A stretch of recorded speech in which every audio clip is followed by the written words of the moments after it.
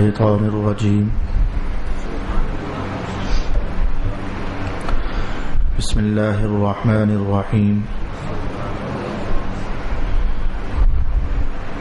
وأوصاني بالصلاة والزكاة ما دمت حيا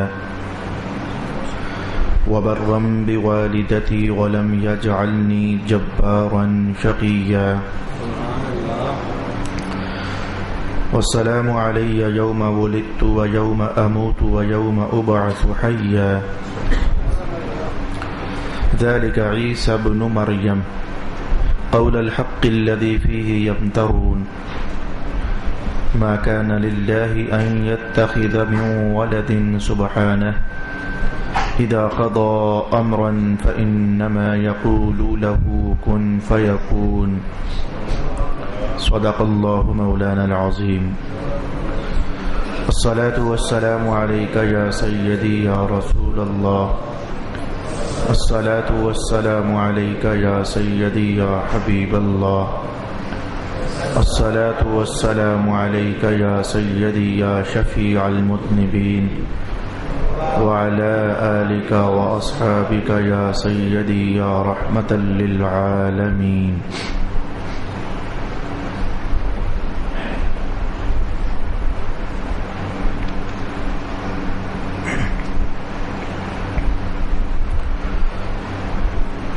اور اللہ نے مجھے وصیت فرمائی نماز پڑھنے کی اور زکوٰۃ ادا کرنے کی جب تک میں زندہ رہوں، اور مجھے اپنی والدہ کے ساتھ نیکی کرنے والا بنایا ہے، اور مجھے متکبر اور بدبخت نہیں بنایا،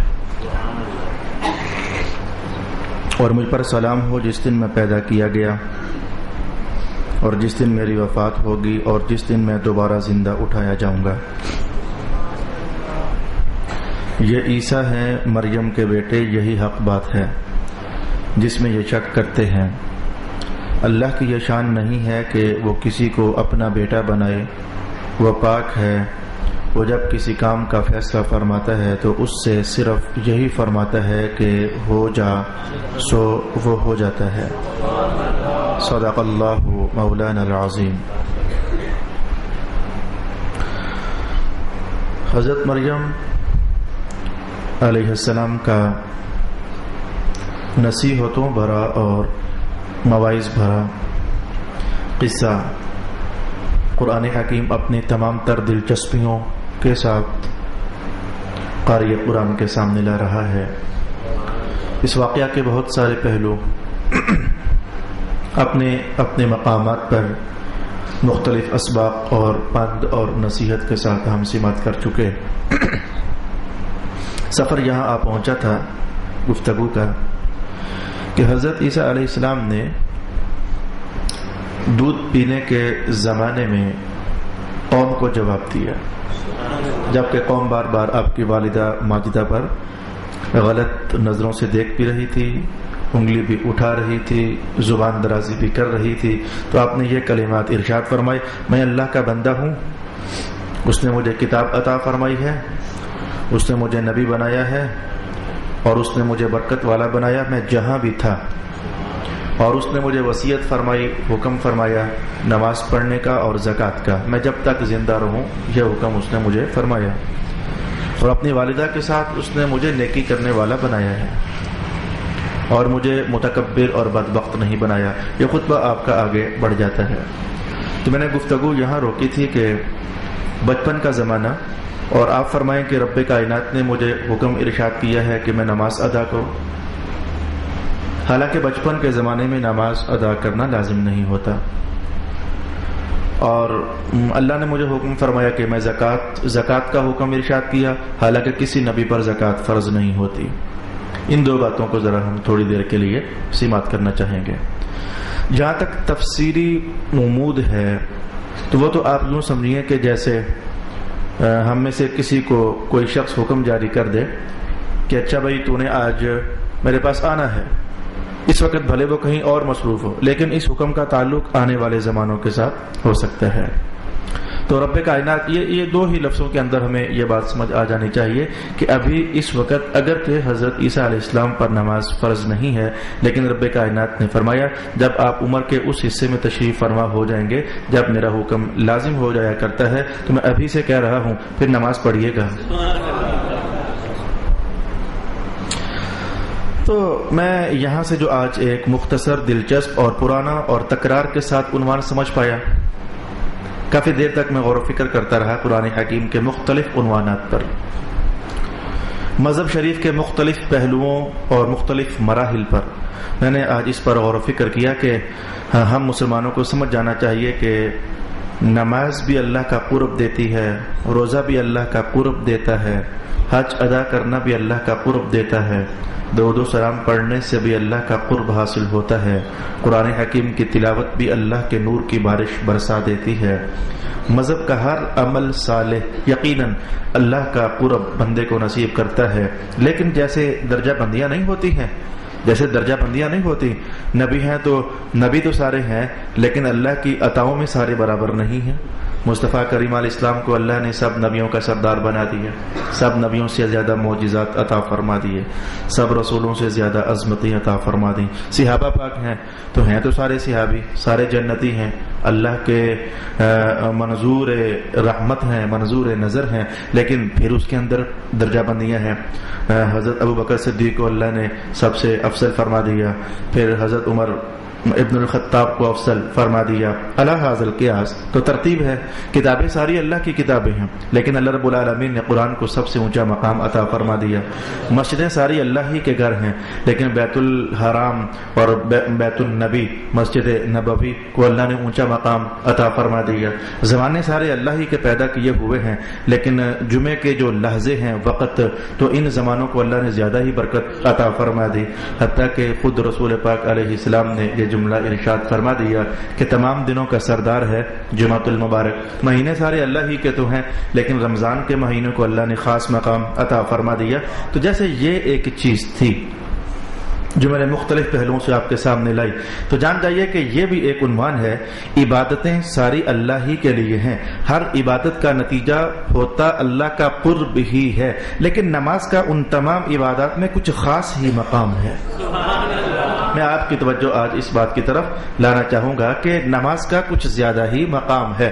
ہر عبادت کا نتیجہ میں نے کہا اللہ کی رحمت، اللہ کا فضل، اللہ کا کرم، لیکن نماز ایک ایسی چیز ہے کہ آئیں ذرا ہم جائزہ لیں۔ نمازوں کے متعلق کچھ آیات تو صاف صاف نہیں آئی ہوئی ہیں، نماز پڑھو، نماز قائم کرو، نماز قائم کرو۔ نمازوں کے متعلق کچھ احادیث شریفہ تو صاف صاف ہی آئی ہوئی ہیں، نماز پڑھنی چاہیے تو یہ ہوگا، تو نماز پڑھنی چاہیے تو یہ ہوگا۔ لیکن میں کہوں گا کہ وہ موقع جہاں میں کہنے والا ہوں، کون سے جملے بولوں تو میری گفتگو مرتب ہو جائے گی، وہ موقع جو اپنے مقام پر انبیاء کی عظمتوں کے اظہار کے موقع تھے، جہاں مقصود یہ تھا کہ نبیوں کی عظمت ظاہر ہو، وہ موقع، یا پھر وہ موقع جو انبیاء کے معجزات کے ظاہر ہونے کے مواقع ہیں، یا پھر وہ مواقع مذہب شریف میں کہ جن کی طرف عام طور پر توجہ جاتی ہی نہیں ہے۔ تو ذرا جو اس طرح کے مخفی مواقع ہیں مذہب میں، تو آئیں ذرا ان کا جائزہ لیتے ہیں۔ وہاں بھی آپ بار بار پاؤ گے کہ رب کائنات نے جو آواز اٹھائی ہے یا اٹھوائی ہے، وہ آواز باہر کے نماز ہی کی آواز ہے۔ مثلا یہ دیکھیں، عنوان تو یہ چل رہا ہے کہ لوگوں نے کہا کہ مریم یہ بیٹا کہاں سے آ گیا، عنوان تو یہ ہے، اور اس کا سمپل سا جواب یہ بن جاتا ہے کہ اب جواب میں یہ کہیں بھائی مجھے اللہ نے پیدا کیا۔ آسان جواب تو یہ ہے کہ میری ماں کا کوئی قصور نہیں ہے، مجھے میرے اللہ نے پیدا کر دیا ہے اور اللہ کچھ بھی پیدا کرنے پر قادر ہے۔ جواب تو صرف اتنا بنتا ہے، لیکن آپ کے لمبے چوڑے الفاظ یہ کہنا کہ میں اللہ کا بندہ ہوں، نبی ہوں، اللہ کا کتاب ہے میرے پاس، اور ساتھ ہی کہہ دینا رب کائنات نے مجھے نماز کی تلقین بھی فرمائی ہے۔ اب یہ اس موقع پر جبکہ عنوان کوئی اور چل رہا ہے، لیکن درمیان میں نماز کی آواز کا اٹھا دیا جانا محسوس نہیں ہوتا کہ کوئی بہت ہی محترم چیز ہے نماز؟ میں آج آخر میں ایک جملہ لاسٹ عرض کرنا چاہوں گا، لیکن آئیں ذرا ایک اور موقع ہم دیکھ لیتے ہیں۔ یہ دیکھیں، امتحان کا موقع ہے، حضرت ابراہیم علیہ السلام کو رب کائنات نے کہا کہ آپ کا فرزند ارجمن امتحان ہے، چلیں آپ انہیں چھوڑ آئیں وہاں جہاں نہ پانی ہے، نہ وہاں گھاس ہے، نہ وہاں درخت ہے، کچھ بھی نہیں ہے، بے مکہ کا حرم۔ قرآن حکیم اس بات پر گواہی ارشاد فرماتا ہے۔ ابراہیم علیہ السلام کا امتحان، ایک بار امتحان وہ اسماعیل علیہ السلام کو چھری تلے لیٹانے والا تھا، آپ اس امتحان میں اللہ کی رحمت سے کامیاب ہوئے۔ پھر دوبارہ امتحان تھا کہ جائیں انہیں چھوڑ آئیں تنہا، تو آپ ان کے پاس نہ رہیں، آپ نے اپنے بیٹا اسماعیل پیغمبر کو لیا اور مکہ کے حرم میں چھوڑا۔ اس چھوڑ کر جب واپس آ رہے تھے تھوڑی دیر کے بعد دیکھ رہے تھے، اور جہاں سے آخری مرتبہ بیٹے اسماعیل کو دیکھا اس کے بعد نظر نہیں آنا تھا، ایسا موڑ کہ جہاں سے آخری بار دیکھا اور اس کے بعد اسماعیل پیغمبر نے نظر نہیں آنا تھا، تب بھلا کیا ہوا تھا؟ حضرت ابراہیم علیہ السلام نے جو پہلی دعا کی وہ ہم نمازوں کے اندر ہر بار پڑھتے ہیں، وہ دعا یہ تھی، ربی جعلنی مقیم الصلاۃ ومن ذریتی، اے میرے اللہ مجھے بھی نماز کا حسب معمول پابند ہی بنائے رکھنا اور میرے بیٹے کو بھی۔ وہ دیکھیں کیا اور کوئی بندگی کا اعجاز نہیں تھا، کیا اور کوئی بندگی کا انداز نہیں تھا، کیا ریاضت کا اور کوئی پہلو نہیں تھا، کیا اللہ تعالیٰ کی عبادت کا اور کوئی عکس جمیل نہیں تھا، سب کچھ تھا۔ بندگی کے انداز ہر شریعت میں بے شمار ہوتے ہیں، لیکن پھر ابراہیم علیہ السلام کا یہ کہہ دینا کہ مولا نماز مولا نماز مولا نماز۔ جب 13واں سپارہ ہم پڑھ رہے تھے تو میں نے آپ کو ایک جملہ اس موقع پر بولا تھا، اور وہ جملہ مجھے آج اچانک ذہن میں اتر آیا ہے۔ میں نے کہا تھا کہ ابراہیم پیغمبر سمجھتے تھے کہ اب بیٹے کو تنہا چھوڑ کر جا رہا ہوں، کوئی بھی تو پاس نہیں ہے، ماں ہے اور بیٹا ہے، نہ کوئی آبادی، نہ کوئی اناج، نہ کوئی غلہ، نہ کوئی پانی، نہ کوئی چرند، نہ کوئی پرند۔ تو ابراہیم علیہ السلام سمجھتے تھے کہ یہ ساری ضرورتیں آخر میرے بیٹے کی ہیں تو صحیح اور میری بیگم کی ہیں تو صحیح۔ تو آپ نے کہا کہ بجائے اس کے کہ میں اللہ سے یہ دعا کروں کہ اے اللہ میرے بچوں کو، میری بیوی کو پانی بھی دیتے رہنا، رزق بھی پہنچاتے رہنا، اور کوئی آنے جانے والوں سے ملاقاتیں بھی ہوتی رہیں، بجائے اس کے کہ میں اتنے بکھرے معاملات اللہ سے رجوع کرتے ہوئے مانگ لوں، میں کیوں نہ ایسا کر لوں کہ ایک ایسی شاہ مانگ لیتا ہوں، اگر وہ مل گئی تو اللہ صاحب کچھ ہی عطا فرما دے گا۔ تو آپ نے کہا مولا نماز، ربی جعلنی مقیم الصلاۃ ومن ذریتی۔ اور نماز واقعی ایک ایسا عنوان ہے کہ جس بندے کی پیشانی جھک گئی نا اللہ کے دربار میں، تو جھکنے والے کو اللہ سب کچھ ہی عطا فرما دیا کرتا ہے۔ میں نے دوسرا موقع آپ کے سامنے رکھا، ایک موقع عیسیٰ علیہ السلام کا ہے، کہہ رہے ہیں مجھے اللہ نے نماز پڑھنے والا بنایا، حالانکہ معاملہ کچھ تہمت وہمت کا چل رہا تھا۔ تو نماز کو درمیان میں چھیڑنا کوئی بڑا خاص مقام رکھتی ہے نماز۔ ابراہیم علیہ السلام کا عنوان، معاملہ امتحان کا چل رہا ہے، اب جائیں نہ جی اپنے بیٹے کو چھوڑائیں، اللہ کا حکم ہے، امتحان کا عنوان ہے، لیکن اس امتحان میں کامیابی کے لیے جس شے کو حضرت ابراہیم علیہ السلام نے فرنٹ لائن پر رکھا وہ نماز تھی۔ جی آپ اے میرے اللہ میرے بچوں کو نماز پڑھنے والا بنا دے۔ میں اس سلسلے میں کچھ اور آگے بڑھ جانا چاہوں گا۔ آج حضور رحمت عالم کا حکم ہوا، محبوب آئیے ہمارے پاس، کچھ رحمت کی ملاقاتیں ہیں، معراج کا عنوان، آئیے ہمارے پاس کچھ رحمت سے آپ کی ملاقاتیں ہوں گی۔ تو رسول اللہ علیہ السلام سفر شروع ہوا تو درمیان میں ایک جگہ آئی، تو حضرت جبریل کہنے لگے، اللہ تعالیٰ فرماتا ہے یا رسول اللہ یہاں تھوڑی دیر اتریے اور نماز ہی پڑھ لیجیے۔ ابھی حالانکہ نماز فرض نہیں ہوئی، لیکن آپ یہاں اتریے اور نماز پڑھ لیجیے۔ پوچھا جگہ کون سی ہے؟ فرمایا مدینہ۔ آگے بڑھ گئے تو کہا کہ یا رسول اللہ اللہ تعالیٰ فرما رہا ہے کہ یہاں بھی ذرا رکیے اور نماز پڑھ لیجیے۔ جگہ کون سی ہے؟ جی یہ عیسیٰ علیہ السلام کا وہ گھر ہے جہاں آپ پیدا ہوئے تھے۔ اچھا اور آگے بڑھ گئے، اللہ پاک نے فرمایا ہے کہ یہاں آپ نماز پڑھ لیجیے۔ جگہ کون سی ہے؟ حضرت موسیٰ علیہ السلام کا وہ پہاڑ جسے طور کہتے ہیں، جس پر تجلی اتری تھی اللہ کی رحمت کی، تو یہ وہ جگہ ہے۔ اچھا پھر رسول اللہ علیہ السلام کو راستے میں جو مشاہد اور مناظر دکھائے گئے تو ان میں سے آپ نے دیکھا کہ آپ خود فرماتے ہیں کہ موسیٰ علیہ السلام کو قبر کے اندر میں نے دیکھا، لیکن کر کیا رہے تھے؟ والا یوسلی، نماز پڑھ رہے تھے۔ اچھا بیت المقدس جا پہنچے، سب نبیوں کو بلوایا گیا اللہ کے حکم سے، اور وہاں بھی جس عبادت کو سب سے کروایا گیا وہ پھر نماز ہے۔ اچھا معراج کے عنوان میں آپ دیکھ لیجئے کہ وہ رسول اللہ علیہ السلام آسمانوں سے بھی اس پار، نہ جانے پھر کہاں، آسمانوں تک تو سمجھ آتی ہے لیکن اس کے پار پھر نہ جانے کہاں، لیکن دیکھیں وہاں بھی رب کائنات نے کہا نماز، اور نماز بھی کہا 50 نمازیں، اور نمازیں بھی کہا 50۔ حالانکہ پتا تھا، اللہ کو بھی پتا تھا محبوب بار بار آئیں گے، پھرے ڈلیں گے، لیکن پھر بھی کہا 50۔ اچھا بار بار تکرار ہوا، بار بار ریکویسٹ ہوئی، بار بار عطائیں ہوئی، لیکن عنوان پھر بار بار نماز ہی کا چل رہا تھا۔ حضور رحمت عالم کو 9 5 45 کو ضرب دو 5 کے ساتھ 45 نمازیں جو لیس ہوئی، 9 پھیرے لگوائے گئے، عنوان پھر نماز، 9 پھیرے لگوائے گئے اور عنوان پھر نماز. اور آخری پھیرے کے اندر بات یہ ہوئی کہ اچھا چلے 5 ہی پڑھ لیں، لیکن اب ہم کہہ چکے تھے تو 50 ہی کا ثواب نہیں گئے، لیکن عنوان پھر نماز. یہ کیا ماجرا ہے؟ اور حضور پھر واپس تشریف لائیں تو آ کر کے تو فرمائیں کہ نماز تو میری آنکھوں کی ٹھنڈک ہے. یہ کتنا بڑا عنوان ہو گیا نماز. کیا روزہ نہیں تھا؟ کیا حج نہیں تھا؟ کیا زکات نہیں تھی؟ کیا اور ذکر نہیں تھا؟ کیا درود و سلام نہیں تھا؟ لیکن فرمایا کہ جو نماز ہے نا یہ میری آنکھوں کی ٹھنڈک ہے. میں پھر حدیث قدسی کے الفاظ آپ کے سامنے بخاری شریف کے حوالے سے لے آنا چاہوں گا.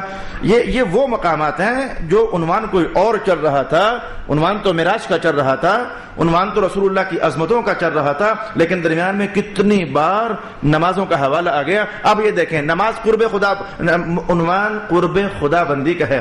حدیث قدسی ہے، رسول اللہ فرماتے ہیں کہ اللہ تعالیٰ بتانا چاہتا ہے کہ میرا بندہ جب میرا قریبی بن جاتا ہے تو میں اس کے ساتھ کیا کیا کرتا ہوں. جب میرا قریبی بن جاتا ہے تو پھر میں اس کی آنکھ بن جاتا ہوں، میں اس کی ہاتھ بن جاتا ہوں. یہ اس حدیث کی طرف اشارہ ہے. لیکن حدیث اسٹارٹ کہاں سے ہوئی؟ حضور فرماتے ہیں، اللہ تعالیٰ فرماتا ہے جب میرا کوئی بندہ نفل پڑھ کر میرا قرب پا لیتا ہے نا، یہ نفل پڑھ کر، میں اس جملے کی طرف آپ کی توجہ لگانا چاہوں گا. کہا جا سکتا تھا جب میرا بندہ روزے رکھ کر میرا قرب پا لیتا ہے نا، کہا جا سکتا تھا جب میرا بندہ طواف کر کے میرا قرب پا لیتا ہے نا، یا پھر کہا جا سکتا تھا کہ جب میرا بندہ تلاوت کر کے تو میرا قرب پا لیتا ہے نا، یا پھر کہا جا سکتا تھا اور بہت ساری عبادات تھیں. لیکن مولا کائنات نے عنوان بنایا کہ جب میرا بندہ نماز پڑھ کر تو میرا قرب پا لیتا ہے تو اس وقت پھر میں اس کے ہاتھ بن جاتا ہوں وغیرہ وغیرہ. اچھا یہ میں نے ایک اور ٹاپک آپ کے سامنے رکھا. یا پھر آپ یوں کہہ لیجئے کہ رسول پاک علیہ الصلوۃ والسلام عبادات اور بھی ہوں، لیکن کہیں کہ بندے اور کفر کے درمیان جو فرق ہے وہ تو نماز ہی کا ہے. یعنی روزے کو وجہ فرق نہ بنائیں، حج کو وجہ فرق نہ بنائیں، کہیں بندے اور کفر کے درمیان جو حد فاصل ہے وہ تو نماز ہی کی ہے. یا پھر حضور رحمت عالم یہ فرمائیں کہ اے لوگو میں تمہیں وظیفے بتانے لگا ہوں، یہ میں حدیث کا مفہوم عرض کرنے لگا ہوں. میں نے تمہیں بہت سارے وظیفے دیے ہیں، تو جو وظیفہ جس مقصد کے لیے بھی ہے تو حضور کا یہ مضمون جملہ کہ وہ وظیفہ اس مقصد تک تمہیں تب پہنچائے گا جبکہ نماز پڑھنے کے بعد کرو گے. تو یہ میں نے حدیث کا لمبا ترین مضمون جملہ بنا کر آپ کے سامنے رکھا کہ وظیفے ثواب دیتے ہیں، یہ اور چیز ہے، لیکن وظیفے جس مقصد کے لیے کیے جاتے ہیں اس مقصد تک بندہ پہنچ جائے تو یہ راز حضور نے نماز کے پردے میں چھپا دیا. میں وظیفے کرو گے نماز پڑھنے کے بعد تو اللہ تمہارے وہ مقصد بھی تمہیں عطا فرمائے گا جو کہ اچھا. یا پھر حضور کا رحمت عالم کا یہ فرمانا، نماز کو دعاؤں کے ساتھ جوڑ دینا اور فرما دینا کہ الدعاء مخ العبادہ. خیر اس میں تو کلی سمانہ ہے، نماز بھی ہے، روزہ بھی ہے، حج بھی ہے اور زکات بھی ہے. اب میں محسوس کر گیا کہ میں نے بہت ساری چیزیں آپ کو بیان کرنے کا ارادہ کیا کہ جس میں آپ محسوس کر گئے کہ نماز کا حوالہ نہ، بلکہ آج میں حضرت علامہ محمد اسماعیل حقی کو پڑھ رہا تھا تو وہ تو خیر بندہ عشق ہے، وہ تو خیر بندہ مستی ہے، وہ تو خیر بندہ محبت ہے. کوئی موقع بنے اور وہ موقع جائے کہاں جہاں سے کسی نہ کسی کونے سے رسول اللہ کی بات نہ کر دے، وہ بندہ خدا اس طرح کا بندہ ہے. اس نے سب سے پہلے بات یہاں سے شروع کی، ان اللہ اکرم سید المرسلین صلی اللہ علیہ وآلہ وسلم. کہنے لگے کہ عیسیٰ علیہ السلام دیکھیں نماز کی بات کر رہے ہیں تو صرف بات کر رہے ہیں، پڑھی تھوڑی ہے.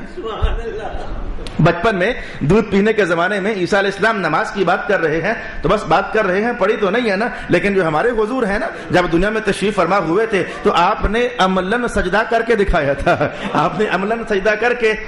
تھا. خیر وہ تو بات اس طرف لے کر جا رہے تھے کہ وہاں صرف بات ہوئی ہے، ابھی پڑھی تو نہیں ہے نا. لیکن رسول اللہ نے سجدہ دے کر بتایا ہے کہ محمد مصطفیٰ دنیا میں تشریف لائے ہیں اور اللہ کی معرفت کا نور ساتھ لے کر تشریف فرما ہوئے ہیں.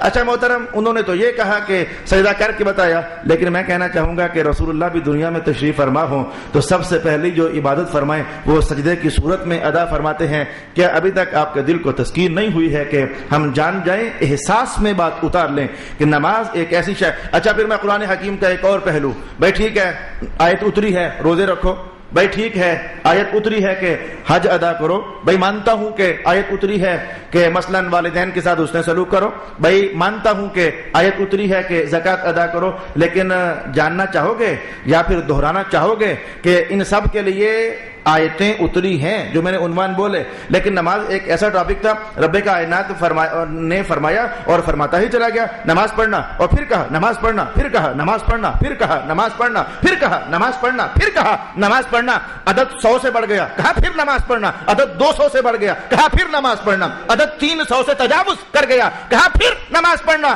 اور عدد 400 سے بھی تجاوز کر گیا، لیکن رب کائنات پھر بھی فرمائے جا رہا ہے، فرمائے جا رہا ہے، فرمائے جا رہا ہے، فرمائے جا رہا ہے۔ نہ جانے کیسے نماز میں بھی آپ جیسا بندہ ہوں، آپ کو خیالات آتے ہیں تو مجھے بھی آ جاتے ہیں بھائی، کہ میں کوئی ایسا تو نہیں ہوں کہ مجھے اب میں کہوں کہ میں تو خطیب صاحب ہوں، مجھے نماز میں خیال نہیں آتے، آ جاتے ہیں، ہر ایک کو نماز میں خیال تو آ جاتے ہیں۔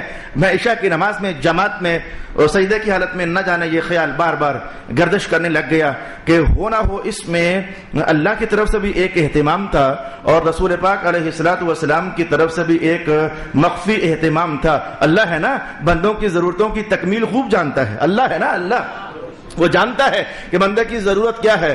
بعض اوقات تو بندے کو بھی پتہ نہیں ہوتا کہ میری ضرورت کیا ہے، اللہ کو تب بھی پتہ ہوتا ہے، اور صرف پتہ ہی نہیں ہوتا اس ضرورت کو پورا بھی کرواتا ہے۔ میں کہوں آپ اپنے بچپن کی کہانی اب یاد تو نہیں کر سکتے لیکن کسی اور کے بچپن میں ڈھونڈ سکتے ہیں۔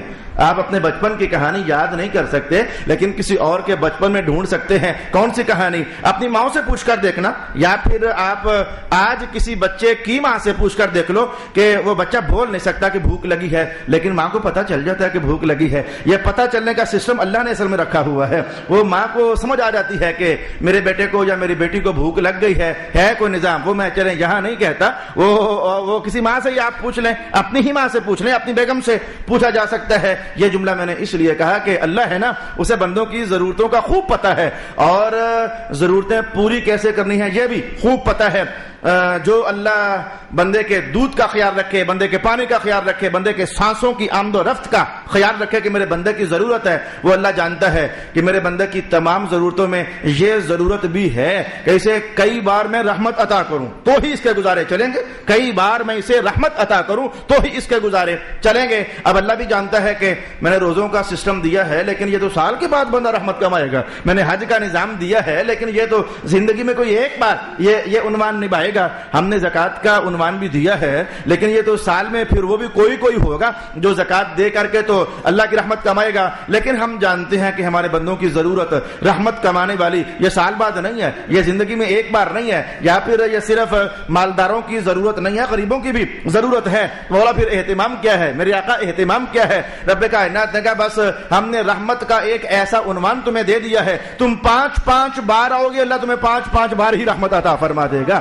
وہ نماز کو رحمت کمانے کا ایک عنوان قرار دے دیا گیا، نماز کو بندوں کی روحانی اور اسپرچول ضرورتوں کا ایک عنوان مذہب نے قرار دے دیا۔ جو بندہ اپنے اللہ سے بیگانہ پھرتا ہے، گویا مذہب شریف نے نماز کی آواز اٹھا کر کے تو اسے کہا کہ وہ تجھے اللہ کی بڑی ضرورت ہے، آنا اس کے گھر فجر کے ویلے آ جا، وہ تجھے ملے گا رحمت کے ساتھ، وہ ظہر کے ویلے آ جا وہ پھر بھی ملے گا، عصر کے وقت آ جا وہ پھر بھی ملے گا، مغرب کے وقت آ جا وہ پھر بھی ملے گا، عشاء کے وقت آ جا وہ پھر بھی ملے گا۔ میری طبیعت خوش ہو گئی۔ بعض اوقات لوگ مجھ سے کہتے ہیں علامہ صاحب ملنے کے لیے آنا ہے، گھر ہو؟ میں کہتا ہوں گھر نہیں ہوں، میں کہتا ہوں میں تو پنڈی گیا ہوا ہوں، میں تو لاہور گیا ہوا ہوں۔ یہ بندہ ہے نا کوئی ملنا چاہے وہ کہتا میں گھر ہی نہیں ہوں۔ رب نے کہا میرے گھر جب بھی آؤ گے تو میری رحمت کے ساتھ گھر ہی ہوں گا نا، میں ادھر ہی ہوں گا، میں اپنی رحمتوں کے ساتھ اپنے گھر میں تمہیں رحمتوں سے استقبال کروں گا۔ اب بس ہو گیا میرے لیے بس ہو گیا، آپ کو سمجھانے کے حوالے سے، آپ کو بتانے کے حوالے سے،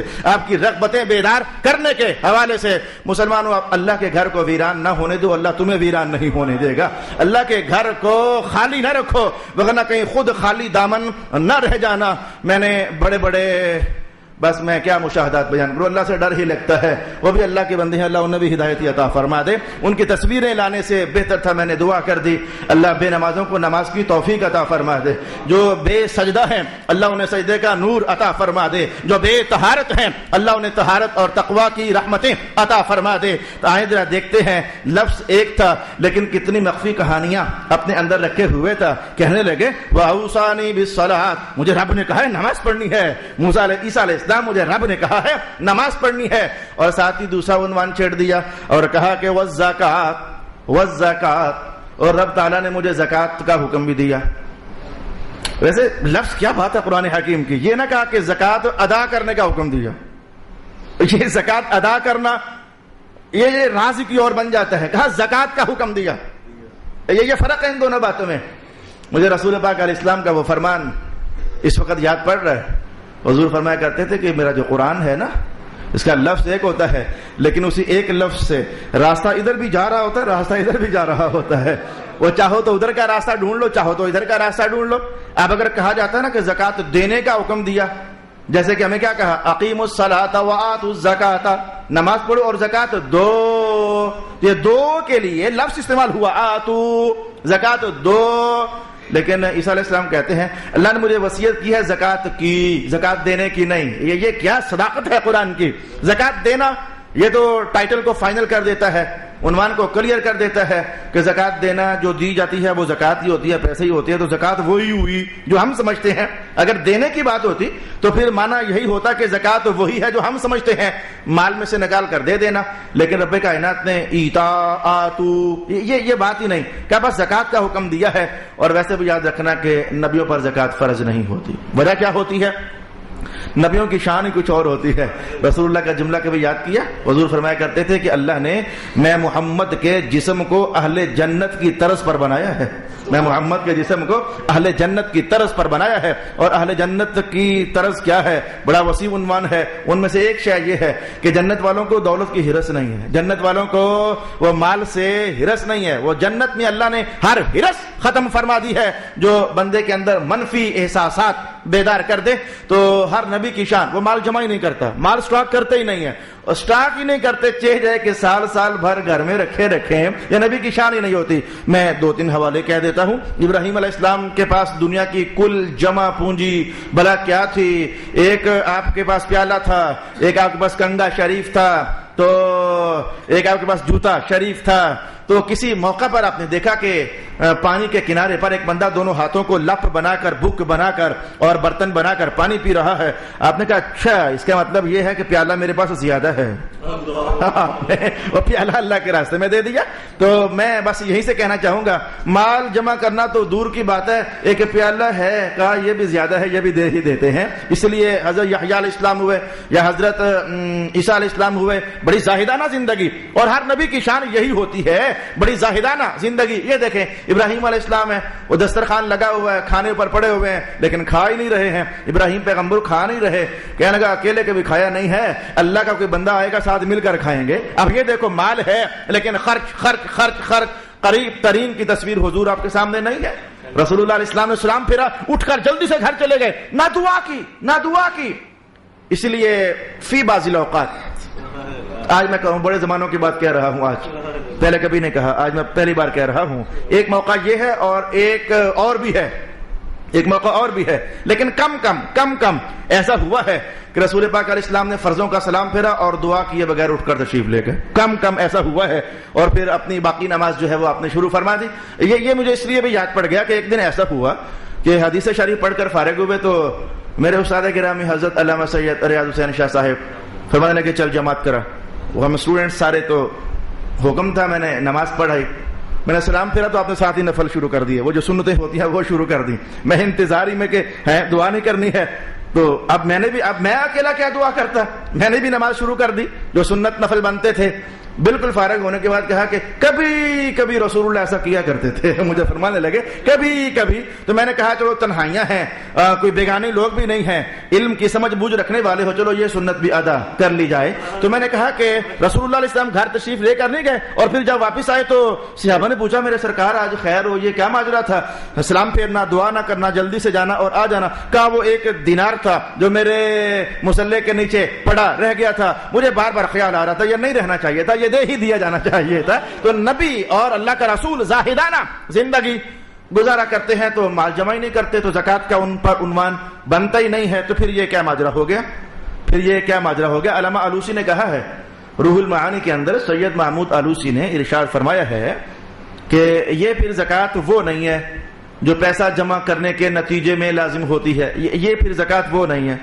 آپ فرماتے ہیں کہ اس کا حوالہ قرآن حکیم میں ہے, ایک اور مقام پر لفظ استعمال ہوا ہے لیکن وہ پھر زکات کوئی اور زکات ہے. آپ فرماتے ہیں زکات کا معنی ہوتا ہے صاف کرنا, ستھرا کرنا. یہ ہم پیسے دیتے ہیں تو اس سے بھی ہمارا مال صاف ستھرا ہو جاتا ہے, زکات دینے سے مال بڑھ بھی جاتا ہے اور صاف ستھرا بھی ہو جاتا ہے. سید محمود آلوسی نے کہا یہ پھر وہ زکات نہیں ہے جس کی بات عیسیٰ علیہ السلام کر رہے ہیں, وہ تو ان پر فرض نہیں ہے. تو پھر کون سی زکات مراد ہے؟ آپ کہہ لیں گے وہ جو رب کائنات نے یوں کہا قد افلح من تزکا, قد افلح من تزکا.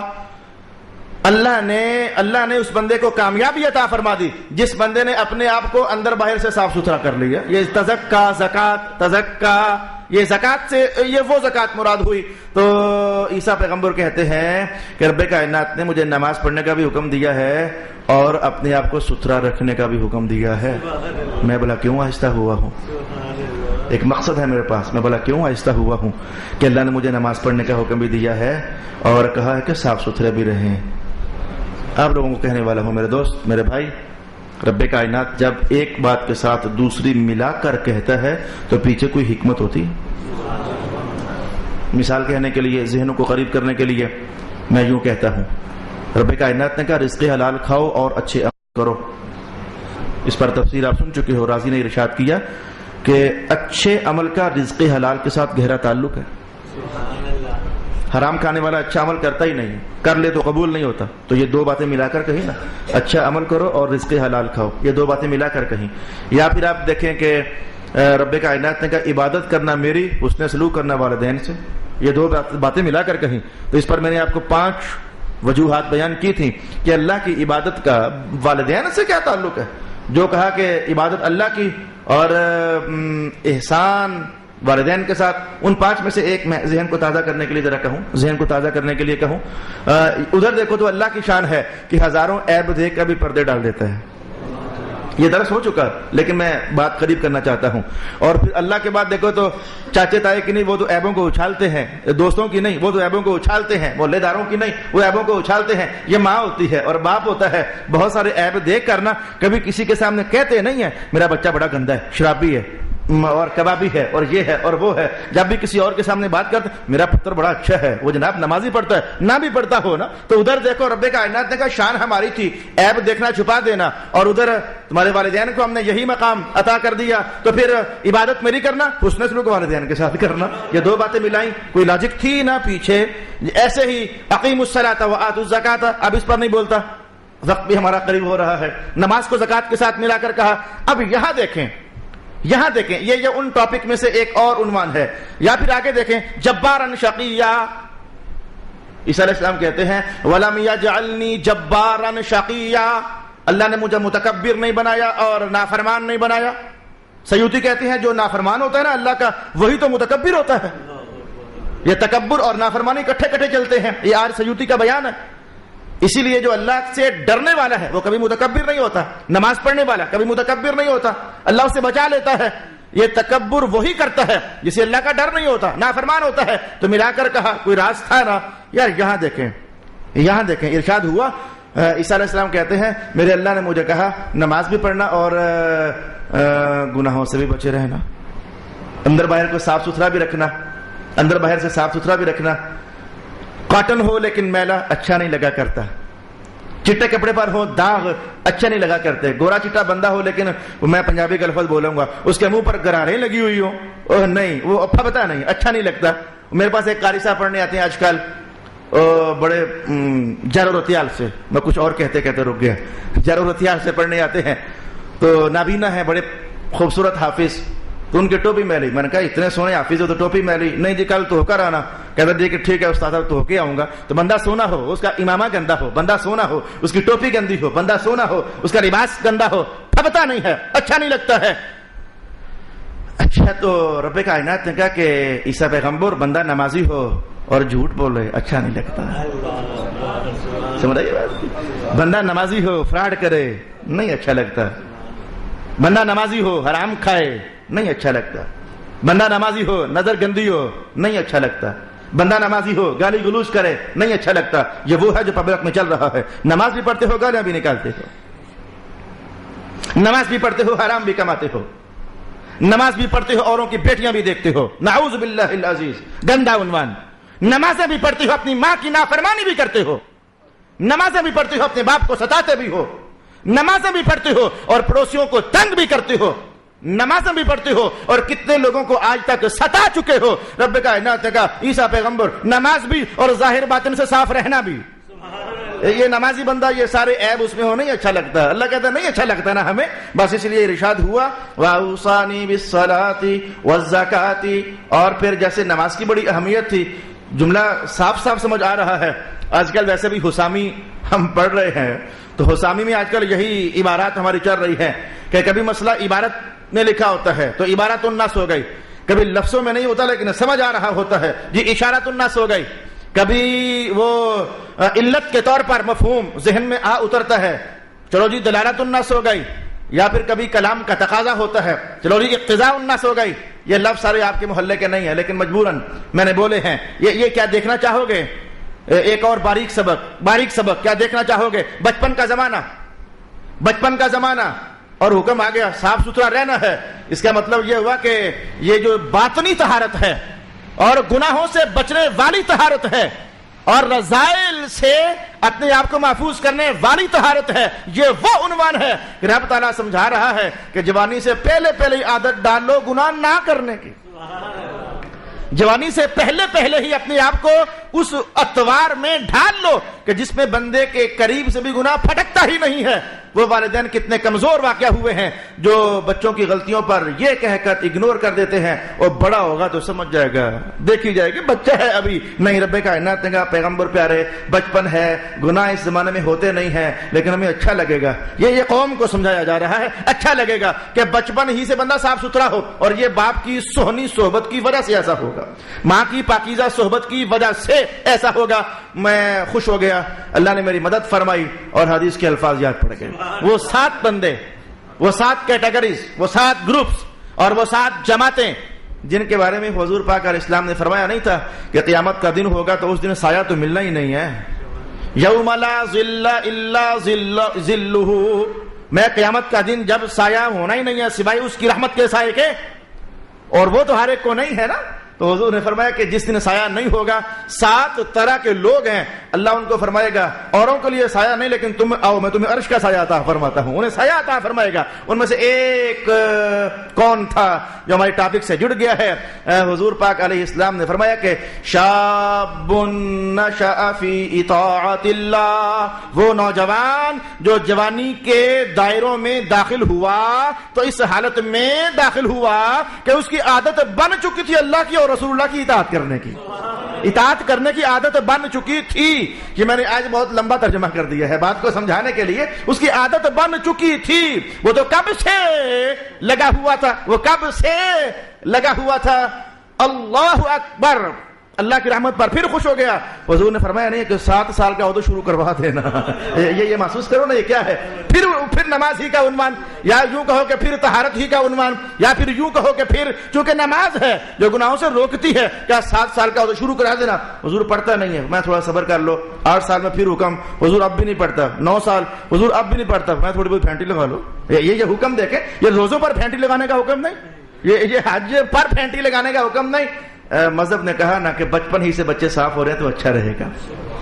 شیخ سعدی کا جملہ یاد پڑتا ہے, آپ نے ایک موقع پر فرمایا تھا کہ جب یہ چشمے پھوٹتے ہیں نا زمین سے تو ایک دم سے پھیل نہیں جاتے, اول کو کسی تار نکلتی ہے, پانی کی دھار نکلتی ہے چشمہ پھوٹنے کے لیے, تو پھر وہ مٹی کھرتی ہے تو سوراخ بڑھ جاتا ہے, اور کھرتی ہے تو سوراخ بڑھ جاتا ہے.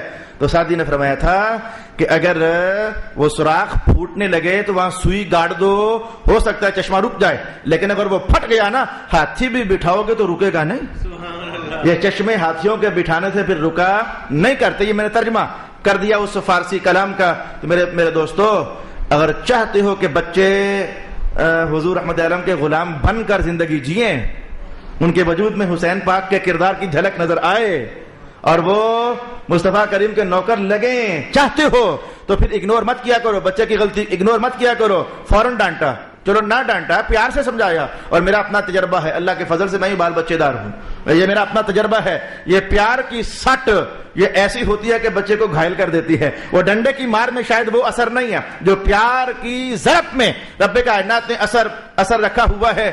میں اپنے گھر میں دیکھ چکا میرے بچے چھوٹے چھوٹے ہیں لیکن وہ جمعۃ المبارک کو سورۃ الکہف پڑھتے ہیں. وہ 5 نمازیں کبھی انعام دے دیا, کبھی پیار سے, کبھی وہ لالچ سے, وہ نمازیں اللہ پاک نے انہیں پڑھنے کی سعادت عطا فرما دی. تو اپنے بچوں کو ایک سونا جوان بنانے کے لیے ابھی سے محنت کرو. یہ قرآن حکیم کا یہ پیغام ذہن میں رکھو, ابھی سے کوشش کرو, ابھی سے انہیں پاکیزہ مجالس میں جہاں تک ان کی دست رس بنتی ہے انہیں لے کر جاؤ. یہ پاکیزہ ماحول کا بھی بڑا اثر ہوتا ہے, پاکیزہ صحبتوں کا بھی بڑا اثر ہوتا ہے زندگی میں بھی اور مرنے کے بعد بھی. یہ میں نے جان بوجھ کر جملہ بولا ہے, مرنے کے بعد بھی. گجر خان والوں, میں نے جان بوجھ کر جملہ بولا ہے, مرنے کے بعد بھی پاکیزہ صحبتوں کا بڑا اثر ہوتا ہے. وہ حال ہی میں کہیں کوئی 8-9 مہینوں کے بعد ایک میت کو قبرستان سے نکال کر کے تو گھر میں دفنایا گیا ہے حال ہی میں. پھر 2 3 4 8 10 بندوں نے مسئلہ پوچھا مجھ سے. میں نے کہا مذہب تو یہ کہتا ہے کہ بندہ جیسا بھی ہو قبرستان میں دفناؤ, اور اس کا راز حدیث شریف میں بھی ہے اور بابا بلے شاہ صاحب کی زبان میں بھی ہے. جے کوئی بخشیا مل جاوے تتومی بخشیا جا. یہ قبرستان میں ایسا ہوتا ہے. میں نے وہ بشر موریسی کی کہانی بھی آپ کو بتائی تھی, جو قاضی ابو یوسف کا شاگرد تھا. جب اسے دفنایا گیا تو اللہ کا جلال اتنا برسا کہ وہ قبروں میں جو جوان لوگ تھے وہ بھی بوڑھے ہو گئے. یہ میں 13ویں سپارے میں کہیں آپ کو کہانی بتا کر آیا ہوا ہوں. تو میرے بھائی, یہ زندگی میں بھی پاکیزہ صحبتیں اثر رکھتی ہیں, اور مرنے کے بعد قبرستانوں میں جاؤ نا تو وہاں بھی پاکیزہ صحبتیں اثر رکھتی ہیں. اور یہ شان تو صرف نبی کی ہوتی ہے, وہ جدھر فوت ہو اسے ادھر ہی دفنا دیا جائے. کوشش کرو کہ علیحدہ نہیں, تنہا نہیں, بس مسلمانوں کے ساتھ جوڑ دیا مولا. کوئی تو تیرا پیارا ہوگا نا, کرم کر دینا تیرے حوالے, کوئی تو تجھے پسند ہوگا نا. تو یہ اس حوالے سے میں نے کہا کہ یہ صحبتوں کا اثر. اب میں تو اپنی طرف سے ارادہ تھا کہ رکوع کھینچ ہی لیا جائے, لیکن اللہ تعالیٰ کا حکم یہیں تک تھا. اللہ تعالیٰ میرا اور آپ کا حامی و ناصر. صدق اللہ مولانا العظیم.